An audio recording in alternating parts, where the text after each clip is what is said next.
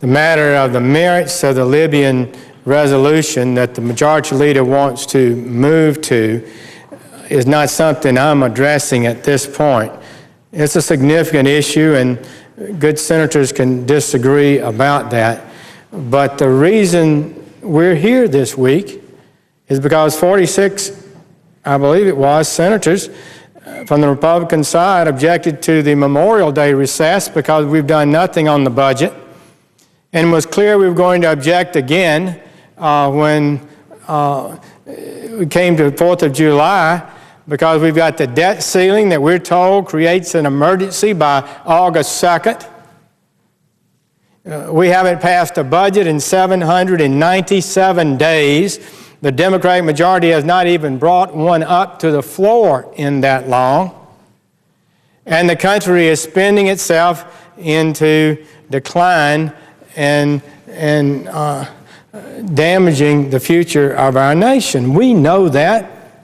It's been talked about for months. We've had no discussion in the Budget Committee, of which I'm ranking member, marking up any kind of budget this year. The Budget Act, United States Code, says we should pass a budget by April 15th.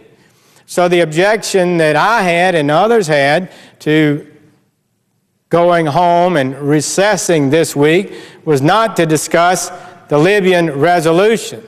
It was to get to work now to confront the financial situation that we're in.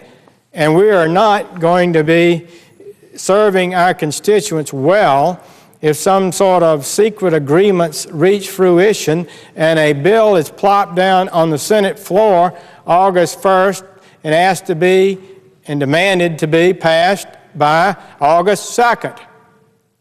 That's not responsible. It's not acceptable. Even the president understands that, and last week he said this. And so there's no point in procrastinating. There's no point in putting it off. We've got to get this done. And if by the end of the week we've not seen substantial progress, then I think members of Congress need to understand we're going to start having to cancel things and stay here till we get it done. And he's talking about spending, debt, the debt ceiling, the limit on the amount of money the United States government can borrow. That's what he said last week. That's what we've been saying for over a month. So, regardless of how one feels about the Libyan resolution, that's not what we need to be doing this week. The letter we wrote to Senator Reid concerning the Memorial Day recess said this. This was a month ago.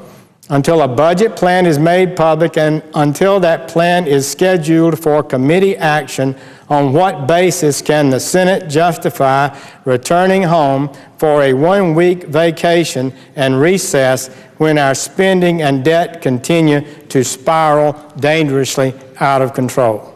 Close quote. That's what we said then. That remains true now. This Congress is acting in an irresponsible manner, and it's not healthy for us. I'm beginning to wonder if the United States Senate is, in fact, beginning to lose its reason for being. Are we just sit here and wait for 2 or 3, 4, 5 people to meet in secret and then tell us in the last 11th hour, 11.5 hours, that we've got to pass a bill? Is that legislating? Is that what Congress should do?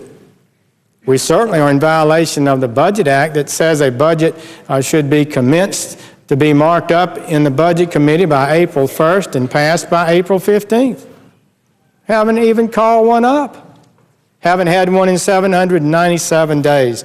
So, Mr. President, I would just recall, as we make the decision on our vote today, what the chairman of the Joint Chiefs of Staff, Admiral Mullen, has said recently, and that is that the greatest threat to our national security is the debt. That's what he said.